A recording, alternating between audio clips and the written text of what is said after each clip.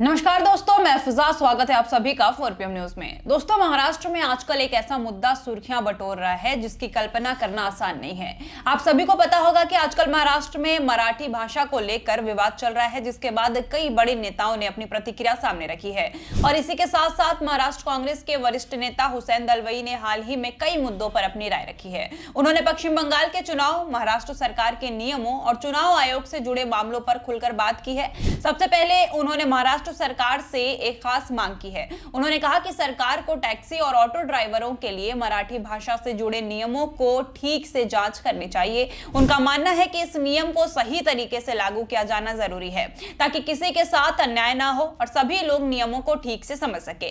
वहीं पश्चिम बंगाल के मामलों में भी उन्होंने अपनी प्रतिक्रिया दी है। तृणमूल कांग्रेस यानी कि टीएमसी ने चुनाव आयोग के खिलाफ सुप्रीम कोर्ट में याचिका दायर की। इस याचिका में कहा गया है कि राज्य के कर्मचारियों को वोटों की गिनती की निगरानी से बाहर रखना गलत है। इस पर हुसैन दलवाई ने कहा कि पहले ऐसा कभी नहीं होता था। जब भी चुनाव होते थे तो राज्य के ही अधिकारी वोटों की गिनती और निगरानी का काम करते थे। उन्होंने कहा कि इस बार जो बदलाव किया गया है वो ठीक नहीं लगता। कांग्रेस नेता ने यह भी कहा कि पश्चिम बंगाल में केंद्रीय अधिकारियों की नियुक्ति को लेकर उन्हें शक है। उनके अनुसार ऐसा लगता है कि सरकार का इरादा कुछ गड़बड़ी करने का हो सकता है। उन्होंने इस पूरे मामले में पारदर्शिता बनाए रखने की जरूरत पर जोर दिया है। साथ ही हुसैन दलवाई ने पश्चिम बंगाल में हुए रीपोलिंग के मुद्दे पर भी विस्तार से अपनी बात रखी है। उन्होंने दक्षिण 24 परगना जिले के मगराहाट पश्चिम इलाके के 12 बूथों और डायमंड हार्बर के 4 बूथों पर दोबारा मतदान कराने के फैसले को सही बताया है। उन्होंने कहा कि अगर किसी भी जगह बूथ कैप्चरिंग जैसी घटना सामने आती है तो वहां दोबारा वोटिंग कराना बिल्कुल जरूरी है।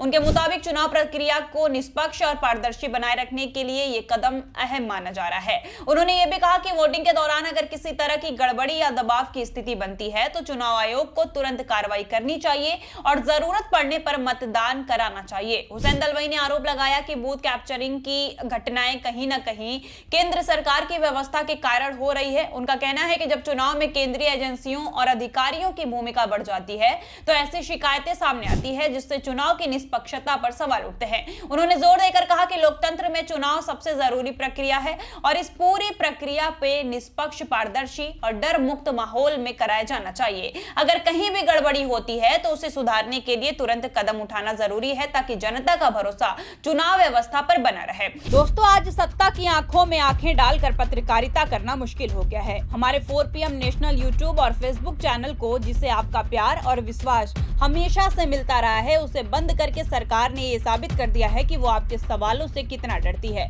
मुश्किल दौर है, लेकिन हम न रुके थे और न ही रुकेंगे। हम सच के लिए हमेशा लड़ते रहेंगे। ऐसे में 4PM यूपी को ज्यादा से ज्यादा ज्वाइन करें और स्वतंत्र पत्रकारिता को जिंदा रखने के लिए जितना हो सके उतना हमारा आर्थिक सहयोग करें। आपके सहयोग से ये जंग हम जीत कर रहेंगे। वहीं दोस्तों, आपको बता दें कि उनके इस बयान में चुनाव आयोग पर भी सवाल उठ रहे हैं। दलवाई ने पश्चिम बंगाल विधानसभा चुनाव को लेकर एक बार फिर गंभीर सवाल उठा दिए हैं। उन्होंने चुनाव प्रक्रिया में गड़बड़ी होने की आशंका जताते हुए चुनाव आयोग पर घपलेबाजी का आरोप लगाया है। हुसैन दलवाई का कहना है कि इस बार चुनाव के दौरान जो व्यवस्थाएं की गई है वो पहले की तुलना में अलग और संदिग्ध लगती है। उन्होंने कहा कि चुनाव हमेशा निष्पक्ष और पारदर्शी तरीके से होने चाहिए, लेकिन मौजूदा हालात में कई फैसलों पर सवाल खड़े हो रहे हैं। उनके मुताबिक अगर चुनाव आयोग पर ही लोगों का भरोसा कमजोर होगा तो लोकतंत्र पर भी असर पड़ेगा। इसके अलावा उन्होंने पश्चिम बंगाल की मुख्यमंत्री ममता बनर्जी के स्ट्रांग रूम की निगरानी को लेकर भी अपनी प्रतिक्रिया सामने रखी है। उन्होंने कहा कि स्ट्रांग रूम जहां वोटिंग के बाद ईवीएम मशीनें रखी जाती है उसकी सुरक्षा और निगरानी बहुत अहम होती है, लेकिन इस बार जिस तरीके से निगरानी की जा रही है उसे लेकर भी शक पैदा हो रहा है। दलवाई ने कहा कि पहले स्ट्रांग रूम की निगरानी में स्थानीय प्रशासन और राज्य के अधिकारियों की बड़ी भूमिका होती थी, जिससे पारदर्शिता बनी रहती थी, लेकिन अब केंद्रीय एजेंसियों की ज्यादा मौजूदगी से सवाल उठ रहे हैं कि कहीं कुछ तो गड़बड़ है। उन्होंने जोर देकर कहा कि चुनाव प्रक्रिया में पूरी पारदर्शिता और निष्पक्षता जरूरी है ताकि जनता का भरोसा बना रहे और किसी भी तरह के विवाद की स्थिति पैदा न हो। आपको बता दें कि उन्होंने इलाहाबाद हाईकोर्ट के एक फैसले से लेकर महाराष्ट्र में भाषा से जुड़े नियमों तक पर खुलकर बातचीत सामने रखी है। पहले उन्होंने सार्वजनिक जगहों पर नमाज पढ़ने को लेकर इलाहाबाद हाईकोर्ट के फैसलों पर प्रतिक्रिया दी है। उन्होंने कहा कि अगर हर समय और हर जगह सार्वजनिक स्थानों पर नमाज पढ़ी जाएगी तो ये ठीक नहीं है। उन्होंने कोर्ट के इस फैसले को सही ठहराया और कहा कि सार्वजनिक जगहों का इस्तेमाल संतुलित तरीके से होना चाहिए ताकि किसी को परेशानी न हो। इसके अलावा उन्होंने महाराष्ट्र में ऑटो और टैक्सी ड्राइवरों के लिए मराठी भाषा को अनिवार्य करने करने के मुद्दे पर भी बात रखी है। उन्होंने कहा कि जब ड्राइवरों को लाइसेंस दिया जाता है तो उस समय ये जरूर जांचा गया होगा कि उन्हें मराठी भाषा आती है या फिर नहीं। ऐसे में बाद में लाइसेंस कैंसिल करने की बात उठाना सही नहीं लगता है।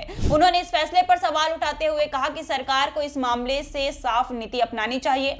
हुसैन दलवाई ने आगे कहा कि मुंबई में बड़ी संख्या में मराठी भाषी लोग रहते हैं जिनमें से कई लोगों को हिंदी नहीं आती, इसलिए ड्राइवरों को कम से कम इतनी मराठी जरूर आनी चाहिए कि वो यात्रियों से सामान्य बातचीत कर सके और उनकी जरूरत समझ सके।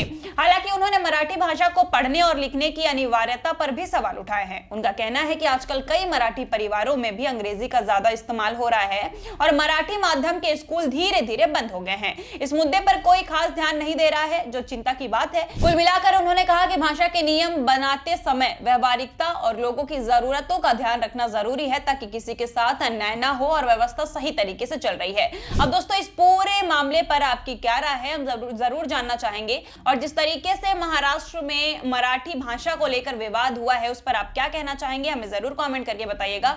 वीडियो अगर आपको पसंद आई हो तो लाइक और शेयर जरूर करें और अब तक आपने हमारे 4PM महाराष्ट्र चैनल को सब्सक्राइब ना किया हो तो प्लीज कर लीजिए और बने रहिए हमारे चैनल के साथ। तब तक के लिए धन्यवाद।